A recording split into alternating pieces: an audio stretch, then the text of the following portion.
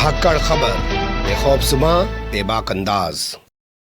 धाकड़ खबर में आपका स्वागत है। मैं आपके साथ हूं अकरम रईस खान। वैश्विक हलचल, जी हां, वैश्विक हलचल का वो ताजा बुलेटिन लेकर एक बार फिर से आपके सामने हाजिर हो चुके हैं, जिसमें बात करते हैं देश दुनिया ही नहीं, गाजा, फिलिस्तीन, इजराइल, ईरान, लेबनान, सीरिया, रूस और यूक्रेन की। खास तौर पर वैसे आजकल बातें कुछ और जगह की भी खास तौर पर की जा रही हैं, जैसे भारत के ऊपर एक अमेरिकी पत्रकार ने मुकदमा दर्ज कर दिया है। इसके अलावा भारत के जो छात्र हैं कोलंबिया यूनिवर्सिटी में, उनके नाम का एक डंका सा बज रहा है। ट्रंप प्रशासन से घबरा रहा है। हूतियों पर आज हमला कर दिया गया है, 24 के आसपास लोगों को मारा गया है। ईरान के लिए क्या ये चिंता की लकीरें हैं? और इसके अलावा रूस और यूक्रेन जंग पर क्या ट्रंप अमित शाह बन गए? इन तमाम पहलुओं पर करेंगे बात, क्योंकि हमारे साथ जुड़ने जा रहे हैं कृष्णकांत जी, यानी के जी, जो भारतीय वायुसेना के रिटायर्ड ऑफिसर हैं और जियो पॉलिटिक्स पर वाकई में अपनी पैनी ही नहीं गहरी नजर भी रखते हैं। बहुत शुक्रिया सर वक्त देने के लिए। थैंक यू मिस्टर अकरम। खबरों की शुरुआत उस अमेरिकी पत्रकार के हवाले से ही करते हैं जिसने दिल्ली हाई कोर्ट में आकर भारत सरकार पे मुकदमा कर दिया है। सवाल पैदा होता है क्यों? ये राफेल सेटर हैं। वैसे एक टाइप का जो सिटीजनशिप भारत देता है, एक तो एनआरआई है, सब कोई जानते हैं, नॉन रेजिडेंट इंडियन जो बाहर जाते हैं। उसके बावजूद भी यह कांग्रेस के जमाने से शुरू था और भारत सरकार की तरफ से है। ये इसको कहते हैं ओसीआई, इंडियन ओवरसीज सिटीजनशिप, यानी वैसे सिटीजन दुनिया के जो दूसरे देशों के हैं, जो हमारे यहां बार बार आते हैं ताकि बार बार वीजा ना लेना पड़े, उनको देते हैं, चूंकि वो भारत के हित में, या उनको हम मानते हैं कि वो इस तरह की पत्रकारिता, इस तरह के लोग हैं जिससे हमें भी मदद मिलता है। तो ये अमेरिकी पत्रकार हैं राफेल सेटर, और 2023 में ही इनका जो ओसीआई था परमिशन, उसको कैंसिल कर दिया भारत सरकार ने। कारण कि 2022 में इन्होंने एक लेख लिखा था साइबर एस्पियोनाज के बारे में। एपिन करके एक यहाँ पे एक एनजीओ या कुछ करके खोला था यहाँ पे, और बच्चों की शिक्षा के लिए खोला था। लेकिन धीमे धीमे इन्होंने पता चला है कि ये एक्चुअली साइबर क्राइम कर रहे हैं, जिसमें लोग बड़े बड़े चीज पेगासस का ही मदद ले रहे हैं। यदि पेगासस की मदद ले रहे हैं तब तो निश्चित रूप से किसी भी व्यक्ति की बस की चीज नहीं, उसमें भारत सरकार शामिल है। और मेरे पास खुलेआम इसका वो नहीं है, मैं ये नहीं कर सकता हूं, लेकिन एक इन्फरेंस मेरा निकल रहा है। और 2022 में इन्होंने उसने कहा था कि इसके तहत ये बड़े बड़े पॉलिटिशियंस, पत्रकार, यहां तक कि मिलिट्री लीडर्स, जजेस कि जो बच्चे आते हैं उनके थ्रू और उनके ऐप के थ्रू, जो उनका नंबर वगैरह लेके उनके बारे में इंफॉर्मेशन जमा करते हैं। उस इंफॉर्मेशन का क्या करते हैं वो नहीं पता है, इसलिए इन्होंने 2023 से मना कर दिया। अब ये जो है, एक भारतीय आने जाने से, किसी भारतीय लड़की से शादी भी किया, उसके बावजूद आने जाने से मना कर रहे हैं। तो अभी दिल्ली हाईकोर्ट पहुंच गए हैं, सुनवाई हो चुकी है बुधवार को ही, लेकिन अभी तक कोई वर्डिक्ट नहीं आया है। जी चलिए अगली खबर का रुख करते हैं। लगता है अब शेख हसीना सिर्फ बांग्लादेश की जेलों में ही नहीं रहेंगी, आईसीसी की जेलों में भी रहेंगी, क्योंकि बांग्लादेश के छात्र, उनके द्वारा कराए गए जनसंहार या नरसंहार, जो भी वो लोग कहते हैं, उसको लेकर आईसीसी में जाने की बातें कर रहे हैं। जिस तरह से फिलीपींस के भूतपूर्व राष्ट्रपति दुतेर्ते के खिलाफ वो इनको अभी जोश बढ़ा है, वैसे यूनाइटेड नेशंस ने कह दिया है कि शेख हसीना और उनकी पार्टी अवामी लीग ने जनता के खिलाफ बहुत सारे अपराध किए हैं। इससे भी इनका जोश बढ़ा है। तीसरे, खुद ही वहां के यूनाइटेड नेशंस के जो सेक्रेटरी जनरल है गुटरस, वो पहुंचे हुए थे। तो इनसे इन लोगों ने मांग की कि आप भी अपने तरफ से आईसीसी में इस केस को डालें इनके खिलाफ, जिनके कारण जो पिछले साल आंदोलन चला था अगस्त वगैरह के आसपास में, 1400 से अधिक लोग मारे गए थे, जिसमें कई बच्चियां भी हैं। और 3 वो अरेस्ट वारंट ऑलरेडी बांग्लादेश के डिस्ट्रिक्ट लेवल के कोर्ट्स ने अरेस्ट वारंट इशू किए हैं। तो आप इंटरवीन करें और इनका प्रत्यार्पण करवाएं बांग्लादेश में, ताकि इनको पनिशमेंट मिले। देखते हैं, वैसे इनके समय में निश्चित रूप से अत्याचार हुए हैं, जो कि अब बढ़ चढ़ के हो रहा है बांग्लादेश में। किस किस को रोकेंगे ये लोग कहना मुश्किल है, और किस हद तक आईसीसी यहां पे सफल होगा मुश्किल है। 2 तो उदाहरण खुलेआम है कि ना ये नेतान्याहू के खिलाफ कुछ कर सके, ना कर सकेंगे, ना ही यह पुतिन के खिलाफ कुछ कर पाएंगे, वैसे बड़े बड़े लोग जिनके खिलाफ आईसीसी का वारंट है। जी बिल्कुल आप सही कह रहे हैं। अगली खबर का रुख कर लेते हैं, जो हमारे पास आ रही है अमेरिकी सोशल मीडिया इन्फ्लुएंसर से जुड़ी हुई। उन्होंने एक जानवर के साथ कुछ ऐसा किया जिसके बाद पूरे ऑस्ट्रेलिया की जनता ही नहीं, सरकार भी भड़क उठी। क्या हो गया ऐसा सर? ये एक वहां पे ऑस्ट्रेलिया की खासियत है कि इस तरह के जानवर होते हैं जैसे कंगारू। तो कंगारू को देखा होगा कि मादाएं जो होती है अपने बच्चे को अपने पेट में एक थैला टाइप होता है ना, उसी में करके रखती है जहां आना ताना है। तो यह दूसरा भी एक है वोम्बैट। ऐसे भी कई तरह के हैं जिसको अंग्रेजी में मार्सूपियल कहते हैं, हिंदी में जो भी हो, मतलब ऐसा जिनके पेट में थैली होता है, बच्चों को उसमें लेके अपना घूमती है जब तक वो बच्चा है। यह एक छोटा सा जानवर है, भालू टाइप दिखता है, लेकिन अधिक से अधिक 20-25 या 35 किलो का हो सकता है, बहुत मोटा हो जाए तो 3 फीट लंबा है। और इसका जो ये पहुंची हुई है अमेरिकन सोशल मीडिया इन्फ्लुएंसर, ये इन्फ्लुएंसर शब्द बड़ा खराब है, ये लोग अफवाह फैलाते रहते। खैर, तो इन्होंने क्या किया कि कहीं मौका मिल गया, जो मादा थी, मां से उससे लेके बच्चे का, बच्चे कूद रहा है, छटपटा रहा है मां के पास जाने के लिए, उसकी मां भी चाह रही है कि बच्चा को छोड़ दे, और ये एक फोटो डाल के इन्होंने इंस्टाग्राम पर डाल दिया। अब देखिए कितने बड़े बड़े लोग आ गए, वहां के प्रधानमंत्री जो है वह भी इसमें पहुंच गए हैं, अल्बानो या अल्बनीज, जो भी नाम है जी, अल्बानीज जी, अल्बानीज, अल्बानीज। ये भी आ गए हैं। वहां के होम मिनिस्टर भी आ गए हैं कि देखना होगा कि इनका जो वीजा है उसको सही तरीके से इस्तेमाल कर रहे हैं कि नहीं, उसको कैंसिल किया जाए। इनके जो विपक्ष नेता है वो भी बोल रहे हैं कारण ये है कि एक तो ठीक है एनिमल पर क्रूएल्टी नहीं होना चाहिए, मां बच्चे बिलक रहे हैं दोनों। दूसरा कारण है कि चुनाव होने वाला है, तो जनता को दिखाने की कोशिश कर रहे हैं कि इन्हें जानवरों से कितना प्यार है। और दूसरी तरफ यह दिखा देते काश कि इन्हें जियोनिस्ट रिजीम से कितना प्यार है, तब जनता भी कुछ सोचती कि हम क्या करें। जी, बहुत बड़ी और सही और सटीक बात आपने कही है। लेकिन अब रुक कर लेते हैं रूस और यूक्रेन जंग का। 2 मार्च को भागा भागा अमेरिका से जब जेलेंस्की ब्रिटेन पहुंचा था, तब लंदन में किर स्टारमर ने यूरोप के तमाम नेताओं को जुटाकर लंबी चौड़ी बातें की थी। लेकिन कल फिर ऐसे ही जो है ड्रामेबाजी की और वीडियो कॉन्फ्रेंसिंग पे की, और फ्रांस वाला तो उसमें शामिल होकर बहुत कुछ बोल रहा है। क्या लग रहा है ये ब्रिटेन को अगवा बनने का शौक चढ़ गया है क्या यूक्रेन जंग में? ये बहुत बड़ा मुद्दा है एक्चुअली, छोटे से में करना बड़ा मुश्किल है, फिर भी संक्षिप्त में ये करूं तो देखिए जर्मनी ये कर रहा है, बड़ा आश्चर्यजनक बात है। हालांकि और जगहों से भी इंफॉर्मेशन जो आ रहा है उसका कंफर्मेशन बाकी है कि अफगानिस्तान से लोगों को लाकर, वो जो अमेरिका के खिलाफ लड़े थे या जो आतंकी हैं, केवल अमेरिका के खिलाफ अपने देश के लिए नहीं जो दूसरे तरीके से है, उनको लाकर वह यूक्रेन की तरफ के लिए यूक्रेनी सैनिकों के साथ उनको लड़वाएगा। बाकी तो आ ही रहे हैं। ब्रिटेन कह रहा है कि हमारे सैनिक तैयार हैं यूक्रेन में जाने। अगर मैं आपको यहाँ पे रोक के ये सवाल उठाऊं सर, कि फिर से एक बार मुसलमानों को बदनाम करने का, या जो इन्होंने पहले उनको कभी आईएसआईएस बनाया, कभी उनको अलकायदा बनाया, कभी मुस्लिम ब्रदरहुड बनाया, और फिर बाद में कहने लगे चारों तरफ से कि आतंकवादी हैं, वही कोशिश हो रही है? बिल्कुल, ये बहुत बड़ा मुद्दा है एक्चुअली। 15 मार्च को यूनाइटेड नेशंस की तरफ से इंटरनेशनल डे घोषित किया गया है टू कम्बैट इस्लामोफोबिया। कम्बैट मतलब उसके खिलाफ युद्ध करें, इस्लामोफोबिया हो रहा है जो मुसलमानों के खिलाफ घृणा हो रहा है, उस पर मैं ज्यादा नहीं जाऊंगा। हालांकि ये पाकिस्तान के नेतृत्व में हुआ है, और ओआईसी की तरफ से जो उनका ऑयल एक्सपोर्टिंग जो भी उनका है कंट्रीज है, उनका जो ऑर्गेनाइजेशन, उसके तरफ से उन्होंने कहा है। और यह देखे हम एक तरफ से तो बड़ा ही खौफनाक स्थिति बनता है, और उसमें जहां तक फ्रांस के मैक्रो कहते हैं कि हम कुछ भी करें यूक्रेन में, हमें रूस से क्यों पूछना है। और आपको याद होगा कि बाइडेन के समय में टैंक तक देने से वो रुक रहे थे कि नहीं, हम उस युद्ध में शामिल नहीं है, हम डिफेंसिव, केवल डिफेंस के लिए यूक्रेनियन सैनिक को जो भी होगा देंगे। और डिफेंसिव से ऑफेंसिव हो गया है। उन्होंने क्रीमिया के अटैक के बाद कुर्स्क पे अटैक की समर्थन किया है, अब अपनी सेनाएं भेज रहे हैं। और ट्रंप का जो कुछ क्षणिक वो था, प्रेम था कि युद्ध बंद करो, दुनिया बर्बाद हो रहा है, वह भी पूरा का पूरा एक्सपोज हो रहा है। पूरी तरह से आर्म्स अम्युनिशन वह यूक्रेन को देना फिर शुरू कर रहे हैं। और इन सब देशों का मूल चीज यह है कि यूक्रेन में जो भी रेयर अर्थ है, दूसरी चीजें हैं, उस पर रशिया का कब्जा ना हो जाए और रशिया को ही बर्बाद कर दे, ताकि आगे आने वाले समय में रूस कभी भी इनका विरोध ना करे। और जो रशिया के अंदर में जो रेयर अर्थ तेल के बहुत बड़े बड़े वहां पे वो हैं, और वहां के जो भी प्रोडक्शन है उस पर कब्जा करे, यह उनका लक्ष्य है। जी, कि मेरा सवाल कुछ और है। ऐसा लगता था जैसे पहले ब्रिटेन के अंदर कंजर्वेटिव पार्टी यानी कि ऋषि सुनक टाइप के जो लोग हैं, बोरिस जॉनसन टाइप के जो लोग हैं, वो यूक्रेन जंग का समर्थन करते हैं। लेकिन अब तो लेबर पार्टी की सरकार है और स्टारमर भी उसी तरीके से कर रहे हैं, तो क्या इनकी विदेश नीति बदलती नहीं है?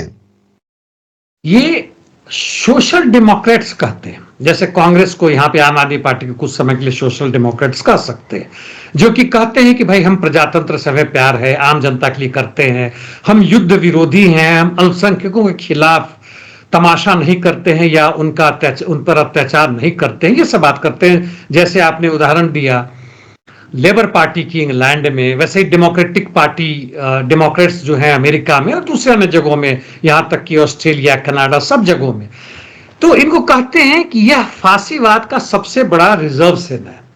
जब तक फांसीवाद अपने बल पर लड़ता है तब तक ये खामोश रहते हैं, लेकिन जब वो हारता हुआ नजर आता है, वह संकट में आता है पूंजीवाद, तो पूरी की पूरी तरह बेनकाब होकर इनका साथ देते हैं। जैसे आम आदमी पार्टी का यहाँ चरित्र उजागर हुआ। और आपका बहुत बढ़िया प्रश्न लेबर पार्टी का है, पूरी की पूरी तरह से यह जायनोवाद के पक्ष में आ गए हैं, युद्ध के पक्ष में आ गए हैं। और स्टारमर बहुत ही बेचैन हो रहे हैं हर तरह से कि क्यों यूक्रेन हारे, क्यों वहां पर रशिया जीते और अमेरिका हट रहा है। तो उसको लेकर ये सारी जो आपने सवाल था उसका जवाब यही है। जी, ये सवाल असल में मैं इसलिए भी पूछना चाहता हूं सर, क्योंकि लंदन की सड़कों पर हजारों की तादाद में लोग उतरे हैं और उनके साथ यहूदी भी शामिल हुए हैं, और उन्होंने कहा कि गाजा में हथियार भेजना बंद करो, मतलब इजराइल को हथियार भेजना बंद करो। उस पर तो स्टारमर कुछ बोल नहीं रहे, बस इफ्तार पार्टी में जाके मुसलमानों के साथ खजूर खा रहे हैं। स्टारमर वैसे ही जैसे कि यहाँ की कांग्रेस या भाजपा दोनों हैं, जब पूंजीपति वर्ग पर भले ही एक के बंदे के खिलाफ में राहुल गांधी बोल देते हैं कि भाई अदानी ऐसा ऐसा कर रहा है, क्योंकि इनको मौका नहीं मिल रहा है चुनाव में भी। यदि जो भी इनका हक बनता था वह भी नहीं मिलेगा, जनता ने वोट किसी और को दिया और जीतता कोई और है, यह इनको नजर आ रहा है, इसलिए नाराज है। ऐसा नहीं कि उनको खत्म करना चाहते हैं, ऐसा नहीं कि पूंजीवाद के खिलाफ है। वही स्थिति स्टारमर और दूसरे लोगों के लिए है। और जिन लोगों ने भी ये काम किए हैं वो खुलेआम रूप से जो युद्ध के खिलाफ बात करता है। स्टारमर वही है जबकि जीतने से पहले, प्रधानमंत्री बनने से पहले, जब इनके पार्टी के कुछ लोगों ने जब ये आवाज उठाया था कि हम इजराइल के युद्ध का हम विरोध करते हैं, युद्धबंदी की मांग करते हैं, तो इन्होंने उन लोगों को पार्टी से बाहर निकाल दिया था कि नहीं, हम युद्धबंदी की मांग नहीं करते। ये लोग बड़े ही बेशर्म और बेहया लोग हैं और पूरी की पूरी तरह से पूंजीवाद के जबरदस्त समर्थक हैं, और उससे भी बड़ा ये वॉर इंडस्ट्रीज के समर्थक हैं, जिससे इनको बहुत भारी मात्रा में इन्हें कमीशन मिलता है। जी, 1 मिनट में जंग बंद कराने वाली बात तो यूं ही कह दी थी।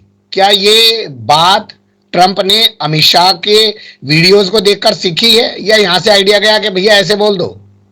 यहां से आइडिया नहीं, तो ये तो इनकी पुरानी इन लोगों का जुमला है। ये लोग हमेशा बोलते रहते हैं, जब विपक्ष में होते हैं तो कोई और बोलते हैं। स्टारमर का आपने उदाहरण दिया, और ये भी यहाँ पे है, हमेशा से ये लोग करते रहते हैं, आज भी कर रहे हैं। और जब खुलेआम सामना हो जाता है, ट्रंप का ये है कि वह कुछ चीजों को ऐसी बातें बता देते हैं जो बाकी विपक्षी नहीं बताते, उसको छुपाने की कोशिश करते हैं। जैसे अमित शाह की आपने बात किया, तो 15 लाख की बातों से कहते जुमला है, मतलब एक स्टेटमेंट है, कहने का तरीका है। ऐसा नहीं कि हम झूठ बोल रहे हैं, लेकिन इन्होंने कहा कि वो सरकाज़्म में बोला था, यानी एक तरह का मजाक किया था, उस पर आप लोग क्यों कूद रहे हैं, हमारी कोशिश है शांति करने की। अब शांति की दिशा में जो भी बढ़ रहे थे वह भी खत्म हो गया, क्योंकि हर तरह के आर्म्स अम्यूनिशन, उससे भी बढ़कर दूसरे तरह के वेपन्स देना इन्होंने शुरू कर दिया है यूक्रेन को, जिसके तहत यूक्रेन जो है रशिया को हराने के सपने फिर से देखने लगा है, स्टारमर वगैरह के सबके साथ मिलकर। जी, चलिए अब रुक कर लेते हैं अमेरिका से जुड़ी हुई खबरों का। 43 देशों पर, जी हां, इस बार 43 देशों की एंट्री बैन करने जा रहे हैं ट्रंप। पिछले कार्यकाल में महज 7 देशों की एंट्री बैन की थी। क्या होगा इस सब को करके सर? ये दिखावा है। देखिए, उसमें भी इन्होंने कई ब्रांड लगा रखे हैं, रेड वाले हैं, येलो हैं, ग्रीन है, ये ज्यादा खतरनाक है, कम खतरनाक है, इनको हटाया जा सकता है। और यह पूरी दुनिया में दबदबा बनाने का नए तरीका अपना रहे हैं। और जहां तक ये कहते हैं कि हम लोग मिलिट्री पर जो खर्च कर रहे हैं उसे कम कर रहे हैं, वह भी झूठ है। यूक्रेन में चेहरा तो खुल ही गया, पनामा में अभी भी ऑप्शन ढूंढ रहे हैं कि हम कैसे मिलिट्री से पनामा को अपने अंदर कर लें।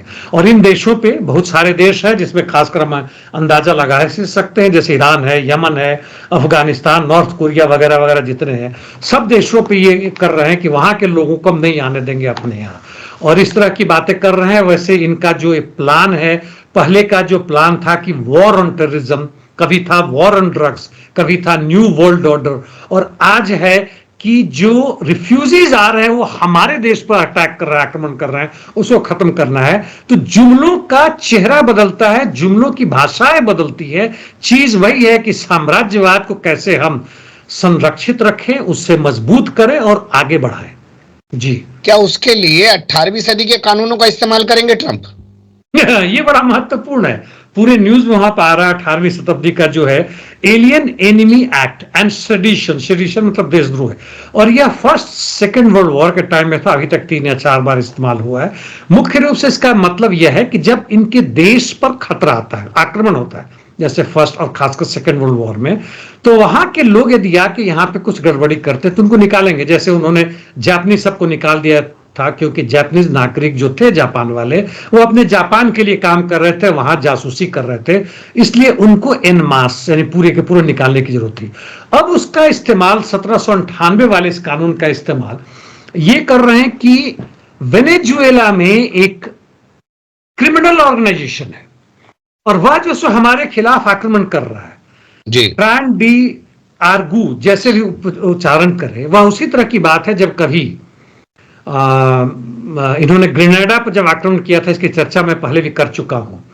तो वो कहा था कि ग्रेनेडा से हमारे देश पर खतरा आ गया, या भारत कहे कि भूटान से हमारे देश पर खतरा आ गया, इसलिए भूटान पर आक्रमण करके उसको अपने अंदर कर ले, उसी तरह की बात है। तो वहां के 5 लोगों को इन्होंने पकड़ के डिटेंशन सेंटर में डाल दिया और उसको वापस भेज रहे हैं। और इसके खिलाफ जो अमेरिकन सिविल लिबर्टी यूनियन है, वह लोग केस में गए, कोर्ट में गए, और वहां से 2 हफ्ते का तकरीबन इसके ऊपर रोक लगाया गया कि उस कानून का आप इस्तेमाल कैसे कर सकते हैं, यह बिल्कुल गलत बात है।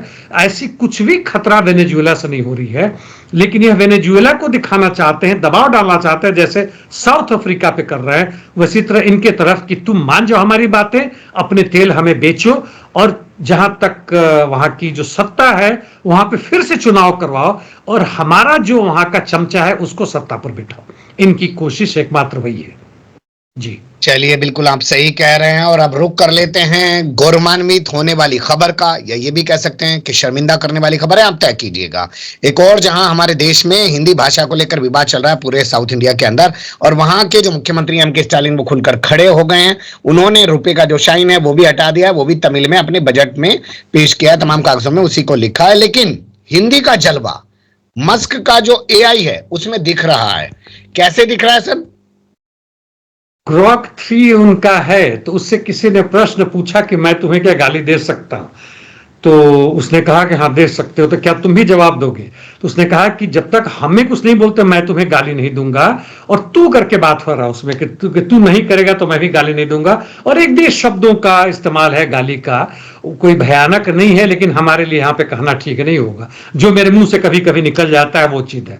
जहां तक दक्षिण भारत की बात है, या जो पूर्वी भारत की बात ले लें, या जो अहिंदी भाषी क्षेत्र हैं जिसमें हमारा बंगाल भी आता है, दूसरे देशों में जगहों में है।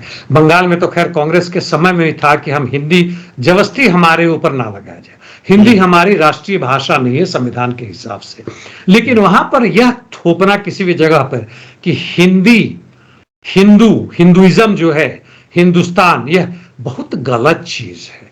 यूएसएसआर में भी इतने बड़े देश होने के बाद, यानी रशिया कि में भी अभी देखिए तो वहां कई तरह की भाषाएं हैं। अमेरिका में अभी ट्रंप का वह एक तरह से कहें कि न्यू नाजीवाद वो कर रहे हैं कि अंग्रेजी को उन्होंने वहां की राष्ट्रीय भाषा घोषित किया। कतई जरूरत नहीं है इस तरह की बातें बढ़ाने की। हम जनता की एकता को जोड़ते नहीं तोड़ते। हालांकि तोड़ना जरूरी है पूंजीवाद के लिए, तोड़ना जरूरी है जो हमारे पूंजीपति वर्ग है, तोड़ना जरूरी है आरएसएस बीजेपी के लिए, ताकि अन्य जगहों के लोगों को हम जोड़ें। और यह बहुत ही शर्मनाक और दुर्भाग्यपूर्ण चीज है। और जनता जब तक इसको ना सोचे, जैसे इस्लामोफोबिया के खिलाफ अभी यूएनओ में आ रहा है, वहां पे इंटरनेशनल डे बन रहा है, उसी तरह हमारे देश में जो, मैं केवल हिंदुओं के बीच में ही, मैं हिंदुओं की तरफ से बोल रहा हूं, केवल हिंदुओं के बीच में जो ऊपर जाति और नीचे जाति का जो भेदभाव इन्होंने कहा है, और उसको सनातन धर्म के नाम से कहें या उसको दूसरे तरीके से कहें कि मनुवादी है जो भी है, और उस तरह की भाषाएं हैं, और उस तथाकथित संस्कृति को जिसने हजारों लाखों लोगों को जो एक कॉमन अधिकार होता था बोलने से वंचित किया, लड़कियों और औरतों को उन्होंने ब्लाउज पहनने से मना किया, मंदिर में जाने से रोका, और उसको हम फिर से अपहोल्ड करके उसको चीज कर रहे हैं। यह बहुत दुर्भाग्यपूर्ण चीज है। और एक चीज याद रखें, मैं जो हमेशा कहता हूं कि बुरे धर्म का प्रतिरोध या उसका निगेशन या उसका निषेध, उसका खात्मा अच्छे धर्म से नहीं, जब उसका काम था उसने किया।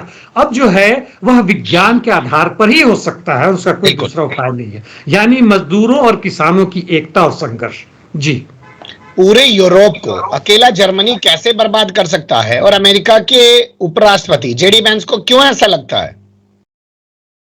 जेडी वैंस वही बात कर रहे हैं जो आपके प्रेसिडेंट वहां पे कह रहे हैं, यानी ट्रंप कह रहे हैं। एलॉन मस्क उसके बहुत बड़े प्रवक्ता हैं। वहां पे जर्मनी में भी उन्होंने कहा था कि आप लोग वोट दें, ऑल्टरनेटिव फॉर जर्मनी, उसको वोट दिया गया, नंबर 2 बन गया, जिससे कोई ऐसा उम्मीद नहीं बनता था। और इसका कारण इनका यह है कि कहते हैं कि जर्मनी में जो भी मिलियंस एंड मिलियंस जो आ रहे हैं बाहर के शरणार्थी पूरे यूरोप में, उसके 25 से 30% केवल जर्मनी में आ रहे हैं। दूसरी तरफ ये एक अंधाधुंध बकवास कर रहे हैं कि 1 बिलियन यानी 1 अरब जनता आ जाए वहां पर जर्मनी में, तो वो दूसरे भाषा के हैं, दूसरी उनकी संस्कृति है, तो जर्मनी का लोगों क्या होगा? केवल जर्मनी ही पूरा यूरोप बर्बाद हो जाएगा। 1 बिलियन से कहां आ जाएंगे? तो कुल आबादी पूरे पृथ्वी का 8 बिलियन है। उनको कोई काम धंधा नहीं कि अपना जगह छोड़ के सब जर्मनी पहुंच रहे हैं। यह बिल्कुल शुद्ध बकवास कर रहे हैं, लेकिन यह अपनी नीति को यह लोग सही साबित करने में लगे हैं कि अमेरिका में जो बाहर से आ रहे हैं इसलिए अमेरिका को बर्बाद कर रहे हैं। और इनका दावा है कि 95% यानी केवल 5% बच गए हैं वो लोग जो बाहर से आते थे, खासकर मेक्सिको से और अन्य देशों से, जैसे भारत, चीन, ये सब देश शामिल है, खासकर मिडिल ईस्ट, सीरिया वगैरह से। ये लोगों को इन्होंने रोक दिया। हम आधार यदि नहीं समझे कि आखिर ये क्यों शरणार्थी भाग रहे अपने देश को छोड़ने का, उसका कारण है अमेरिकी वॉर इंडस्ट्री, जिसके कारण हर जगह बमबारी करके लोगों को बर्बाद कर रहे हैं। और दूसरा जो इन्वायरमेंट खत्म कर रहे हैं, जैसे मेक्सिको वगैरह में वहां हजारों एकड़ जो जमीन जो है वह अब उपजाऊ नहीं रह गया। जो भी क्लाइमेट का चेंज हो रहा है, बेचारे लोग भाग रहे हैं। इन्हीं की विदेश नीति, इन्हीं की साम्राज्यवादी नीतियों के कारण जनता अपने जगहों को छोड़कर वहां भाग रही है जहां ये जीवित रहने का अपना साधन ढूंढ रहे हैं। जी चलिए, लेकिन वहां से उनको हथकड़ी और बेड़ियों में बांधकर वापस उनके देशों में भेजा जा रहा है और उन पर तरह तरह के जुल्म और अत्याचार किए जा रहे हैं। 18वीं सदी के कानूनों के जरिए उनको दबाने की कोशिशें की जा रही हैं। अब रुक कर लेते हैं गाजा और मिडिल ईस्ट से जुड़ी खबरों का। पहला अपडेट है, एक सिम्बेट का पूर्व चीफ रहा है इजराइल में, जहां वहां की खुफिया एजेंसी है, उसने वहां के प्रधानमंत्री को लेकर कई बड़े खुलासे कर दिए हैं, जिससे वहां बड़ी सनसनी सी फैल गई है। सर, तो क्या वाकई में नेतन्याहू के खिलाफ इजराइल के अंदर जबरदस्त विरोध पनप रहा है? ये बड़ा महत्वपूर्ण है। ये जो भूतपूर्व शिन बेट के जो चीफ रहे हैं, यानी वहां इंटेलिजेंस का जो प्रमुख रहे हैं 2016 से 21 तक, अर्गामैन जो ही नाम है, अर्गमैन जो ही उच्चारण करें, तो इनके खिलाफ भी एक साजिश रची जा रही थी नेतन्याहू के द्वारा कि इनके बोलने का अधिकार छीन लिया जाए। इसके साथ साथ जो अभी के जो चीफ हैं उनके भी खिलाफ बार वहां पे इजराइल में ऐसा है कि स्वतंत्र, इनको कुछ स्वतंत्रता मिली हुई है। ऐसा नहीं है कि प्रधानमंत्री चाहे तो रातों रात इनको निकाल दे जैसे भारत में है। इनको इनकी कुछ प्रोसीजर्स है, प्रोसेस है, वो करना पड़ता है। या तो मरवा दे, लेकिन यह सीक्रेट एजेंसी की खुद ही हेड है, कैसे मरवा दोगे? आसान नहीं, आदमी को भेजेंगे नहीं, और युद्ध का माहौल है। तो इनको जब हटाने की बात हो रही थी तो भूतपूर्व जब इनका इंटरव्यू चल रहा था, इन्होंने कहा कि अच्छा मुख्य मसला कहां पे है? तो वह जब युद्ध शुरू हुआ यहाँ पे 7 अक्टूबर वाली ना, हाँ, वहां पे जब युद्ध शुरू हुआ तो कहते हैं कि यह नेतन्याहू की फेलियर है जिसके कारण ऐसा हुआ। और नेतन्याहू की संस्थाएं जो हैं, नेतन्याहू खुद भी इनको मालूम था कि ये लोग हमास को आर्थिक मदद कर रहे थे और इनकी चाहत थी कि इनके कंट्रोल में रहे, जो नहीं रहे। उदाहरण हम दे सकते हैं जो HTS है, अभी सीरिया में हो रहा है। हो सकता है HTS अगले दिन कहे कि तुम हमारे खिलाफ कर रहे हो, हम तुमसे लड़ेंगे। या अफगानिस्तान में इन्होंने तालिबान बनाया, तालिबान अमेरिका के खिलाफ चला गया। जो बनाया वही उसके खिलाफ चले गया। तो एक कहते हैं, पूर्व चीफ कहते हैं कि तुम बहुत शोर मचा रहे हो, तुम्हारी बहुत सारी चीजें ऐसी मुझे मालूम है जिसको हम बोल देंगे, अभी बताया नहीं है तो भंडा फूट जाएगा, तुम मुंह दिखाने लायक नहीं रहोगे। और इस पे कह रहे हैं कि ये लोग हमें ब्लैकमेल कर रहे हैं। नए वाले जो प्रेजेंट चीफ है वो भी हमारे खिलाफ कर रहे हैं, हमारे अगेंस्ट दबाव हो रहा है। तो नए चीफ ने खुलेआम बोला है कि हम कोई दबाव नहीं डाल रहे हैं, हम इंडिपेंडेंट एक ऑर्गेनाइजेशन है, हमारा काम है इस देश की स्वतंत्रता को और डेमोक्रेसी को, हालांकि खाक डेमोक्रेसी वहां ठीक है जो भी है, उसको बचाने की हम कोशिश कर रहे हैं, इसलिए हम उसे बर्बाद नहीं कर रहे हैं। और नेतन्याहू जो कर रहे हैं अपना काम करें, हमें अपना काम करने दें। तो सीधे की सीधे भूतपूर्व और वर्तमान चीफ जो इंटेलिजेंस के हैं, खुफिया विभाग के हैं, वो धमकी दे रहे हैं नेतन्याहू। लेकिन इससे साफ लग रहा है कि नेतन्याहू कूद रहे हैं तो ऐसी इनकी चीजें हैं जो कि उन्होंने बहुत घटिया काम किया है, जिसके एक्सपोज होने की संभावना बन रही है। जी चलिए अब अगली खबर का रुख करते हैं, जो आज दुनिया की सबसे बड़ी खबर मानी जा रही है। ट्रंप ने कल बयान दिया और आज ब्रिटेन के साथ मिलकर अमेरिका ने यमन की राजधानी समा पर हमले किए। पहले खबर आई 9 मरे, फिर 15, फिर 18 और अब 24 अभी तक की, जब हम ये रिकॉर्डिंग कर रहे हैं, जानकारी मिल रही है। क्या लगता है कि इतने ताबड़तोड़ हमले तो बाइडेन के दौर में भी कभी नहीं हुए। जब इसराइल ने किए तब भी इतना बड़ा नुकसान जो है देखने को नहीं मिला यमन में। क्या वाकई में कोई जंग शुरू कर दी जाएगी पूरी हुतियों के साथ? देखिए, एक तो मैंने कल भी कहा था या पहले भी कहा था कि दुनिया में स्थितियां इतनी तेजी से बदल रही हैं कि पूरे के पूरे उसको समेटना बड़ा मुश्किल होता है। किसी खास समय में वो लगातार बदल रहा है। दूसरे, जनरली मैं कहता हूं 5-6 महीना लगता है नए शासन का चेहरा को बेनकाब करने के लिए। अभी लगता है कि हर महीने ऐसा हो रहा है। 6 महीना का बात है। ट्रंप की तो मतलब बिल्कुल पूरी तरह से बेनकाब हो चुके हैं। और यहाँ पे जो इनका ख्वाब है कि पूरे गाजा पट्टी को अपने कब्जे में कर लेंगे और इन सबको खत्म कर देंगे, अब हुतियों के खिलाफ आ गए बिना मतलब के, बिना कारण के। अभी तो हुतियों ने कुछ किया नहीं, जरूर उन्होंने किया है, दावा किया है कि अब जो है, चूंकि इजराइल अभी भी ह्यूमैनिटेरियन एड नहीं जाने दे रहा है गाजा पट्टी में, तो हम उसके खिलाफ कार्रवाई करेंगे और रेड सी से जो भी सामान इनका जा रहा है, युद्ध सामग्री जा रहा है, हम नहीं जाने देंगे। ठीक है, वो उन्होंने पहले भी किया था, अभी भी कर रहे हैं, क्योंकि इजराइल ने जो भी उनका सीज फायर का टर्म्स कंडीशन सब पूरी तरह तोड़ दिया है, चाहे वो गाजा में हो, चाहे साउथ लेबनान में हो, चाहे दूसरी जगहों में हो, इसलिए वो कर रहे हैं। अब अमेरिका कहता है कि नहीं, हमने वहां पे जो इनका मिसाइल लॉन्चिंग सिस्टम था उसके खिलाफ, और एयर डिफेंस, पता नहीं यमन के पास कितना एयर डिफेंस होती है, इसके पास मुझे नहीं पता, छोटा मोटा बेसिक होगा, कोई बड़ा चीज नहीं है।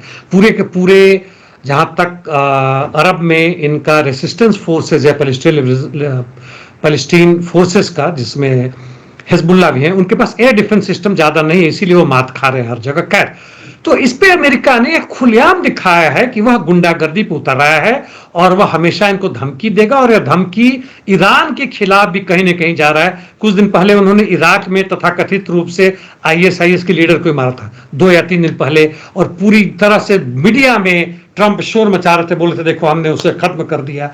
वैसे ही जैसे कि पाकिस्तान ने इनको एक अफगानी टेररिस्ट को पकड़ के देने में मदद की थी। यानी पूरी दुनिया में वही काम कर रहे हैं जो ओबामा के शुरू में खुलेआम रूप से शुरू हो गया था, और वह कर रहे हैं। और मिडिल ईस्ट में कोई भी शांति अभी मुझे नहीं नजर आ रही है। जी, आपने एक लाइन का इस्तेमाल किया कि यमन पर हमले, ईरान को संदेश, तो क्या वाकई में सब किया जा रहा है? और क्या इसलिए किया जा रहा है क्योंकि कभी तो ईरान जो है रशिया और चाइना के साथ मिलकर ओमान की खाड़ी में जो है नौसेना का युद्धाभ्यास कर रहा है, कभी बीजिंग में जो है चीन बुलाकर रशिया और ईरान से मीटिंग कर रहा है और कह रहा है कि भाई इनके ऊपर से प्रतिबंध हटाओ, और ट्रंप से बात करने से इनकार कर रहा है। तो ये हमला तो असल में ईरान पर होना चाहिए था, लेकिन यमन में करके वो कुछ और संदेश दे रहे हैं। आपका बिल्कुल बहुत बढ़िया प्रश्न है। इसमें यह भी कह दूं कि एक आर्टिकल मैंने पढ़ा, पता नहीं शायद रशिया टुडे में या कहीं मिडिल ईस्ट के ही किसी न्यूज़पेपर में आया था, कि रशिया अपनी सुविधा के हिसाब से जो भी ट्रंप के साथ अभी चल रहा है, पुतिन और ट्रंप के बीच में, वह शायद ईरान को थोड़ा दरकिनार कर दे। शायद उनका यह एक संदेशा है, क्योंकि इसमें रशियन फेडरेशन को पूरे बचाने की बात है और यूक्रेन को पीछे ढकेलने की बात है। टेम्पररी दिखावे के लिए भली हो, मैं आपके जवाब सवाल पे आ रहा हूं, टेम्पररी दिखाने के लिए बड़े हो, लेकिन रूस जो है किसी भी हालत में अभी जो भी उसके अपने हैं, सीरिया में स्थिति अचानक बदल गई। सीरियन मिलिट्री के वह गद्दार, वैसे ही जैसे बांग्लादेश में उन्होंने शेख हसीना के साथ किया, जिसके कारण हारना पड़ा, नहीं तो सीरियन आर्मी काफी ताकतवर थी, अभी हारने वाली नहीं थी कि इसके जैसा स्टेज जैसा आके पूरी की पूरी सत्ता पे आ जाए।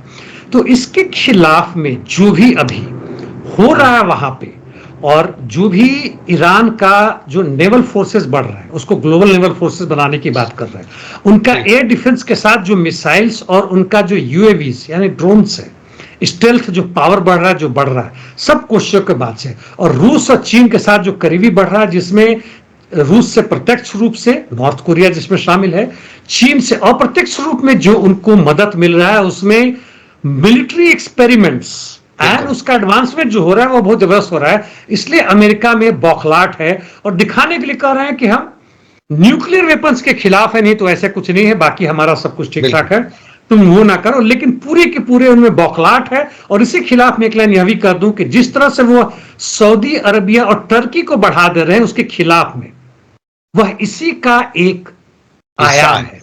बिल्कुल सही बात है, क्योंकि G7 भी एक तरफ बातचीत की बात कर रहा है कि ईरान को अब कूटनीति पर आ जाना चाहिए और ये तमाम चीजें छोड़ देनी चाहिए, यानी बातचीत की भी बात कर रहे हैं और हमले भी कर रहे हैं। इसी बीच खबर ये आई है सर कि सीरिया में संविधान बनाया जाएगा या बनाया जा रहा है, इसे कैसे देखेंगे? क्या वाकई में वहां सबको अधिकार मिल पाएंगे? देखिए, इस संविधान की बात है, कई तरह की संविधान बनती है। भारत में जो संविधान बना था, कहने के लिए बाबा साहब अम्बेडकर ने बनाया, लेकिन एक कॉन्स्टिट्यूएंट असेंबली थी जिसका चुनाव भारत के कुछ जनता ने 1937 के आसपास किया था, वही स्वतंत्रता के बाद से 47 के बाद से उन्होंने बनाया, जो कि हमारे गणतंत्र दिवस के रूप में मनाया जाता है। एक संविधान वह भी बना जो यूएसएसआर में बना, उस समय स्टालिन वहां के नेता थे, जिसमें वर्षों लगे और हजारों नहीं लाखों कॉपी आई जनता की तरफ से, लोगों की तरफ से, उस पर डिस्कशन हुआ। तीसरा संविधान जिसकी आप बात कर रहे हैं, ये एचटीएस, एक टेररिस्ट ऑर्गेनाइजेशन जिसको अमेरिका भी मानता था, रशिया भी मानता था, उसके एक टेररिस्ट लीडर अल शरा, वही शायद नाम है, और वह कभी आईएसआईएस के हिस्से थे, लेकिन अब उसको कहा जाता कि नहीं, अब स्वतंत्र हो गए, ये बदले हुए हैं, यह मॉडर्न टेररिस्ट है। यानी ओबामा के समय का वो है कि ये गुड आईएसआईएस है, ये बैड आईएसआईएस है। यह सब बिल्कुल शुद्ध बकवास है। और ये अचानक कहां से आ जाते हैं? ये संविधान बनाने वाले कौन है? ये पिछला संविधान को इन्होंने धत्ता कर दिया और साइन करते हैं कि नया संविधान बन गया, और इनके ऊपर, जनता के ऊपर लाद दिए गए। इस संविधान में कहते हैं कि सब बराबर होंगे, सबको सुरक्षा मिलेगी। तो उसका सबसे बड़ा जो कमी है, मैं कहूंगा, ठीक है उन्होंने इस्लाम आधार बनाया है, मैं इस पर कुछ नहीं बोलूंगा, जनता जो भी हमारे सुन रहे उस पर टिप्पणी करना चाहिए। सबसे बड़ा है कि 1/3 हिस्सा जनता चुनेगी, 2/3 हिस्सा उसको लाया जाएगा ऊपर से, यानी जो ये खुद हैं वह चुनेंगे, इनकी जो सत्ता होगी। वैसे ही कि ईरान में कौन चुनाव लड़े, वहां की जो रिलीजियस सुप्रीमो है वह डिसाइड करेंगे, या उनके द्वारा जो कमेटी बनाई गई वो डिसाइड करेंगे। बिल्कुल। आप और हम नहीं चुनाव लड़ सकते। हालांकि यह भी वेस्टर्न जो पावर्स है उनका दोगलापन देखिए। एक तरफ दूसरे जगह जो चुनाव होने की बात होती है उसको नकार देते हैं, जैसे रोमानिया में पिछला जो चुनाव जीते थे राष्ट्रपति, उसको कैंसिल कर दिया, दूसरी बार उनको चुनाव लड़ने से मना कर दिया। और यहां पे इस संविधान के होने के बावजूद, जो कि बिल्कुल ना जनता का है ना कुछ है, 1000 से अधिक लोगों को मार दिया इन्होंने चंद दिनों में, वेस्टर्न सीरिया में समुद्र के किनारे में वहां मार दिया, और कोई बराबरी नहीं है। जहां तक अलावीज हैं या जो अल्पसंख्यक समुदाय के हैं, जिसमें ड्रूज भी लोग हैं, इन सब पर कोई भी इनको बराबर का अधिकार नहीं है। और औरतों की बराबरी की बात ये खत्म कर रहे हैं, और उसमें वहां पे बिलियन डॉलर के अपना संपत्ति भेज रहे हैं, संपत्ति नहीं बोले, पूंजी भेज रहे हैं। और वहां तेल पर किस तरह से कब्जा किया जाए, इसके लिए जो अमेरिकन समर्थित जो एसडीएफ है उसको अब एचटीएस में शामिल करके सीरियन आर्मी बनाने के पक्ष में है, ताकि इन पर पूरी तरह से कब्जा किया जाए, और कुछ नहीं। इनका डेमोक्रेसी मतलब जनता की लूट और वहां के संसाधनों का लूट, और इस संविधान बिल्कुल बेमानी है। जी, जो आपने आखिर में कहा बिल्कुल सही कहा है कि इनका जो लोकतंत्र है वो सिर्फ जनता की लूट है, और संविधान जो है वो सिर्फ जनता पर थोपने के लिए, उसके अधिकारों को छीनने के लिए है। बहुत शुक्रिया, फिर आपके साथ किसी और मुद्दे पर जुड़ने की कोशिश करेंगे। धन्यवाद। Thank you mister Akram.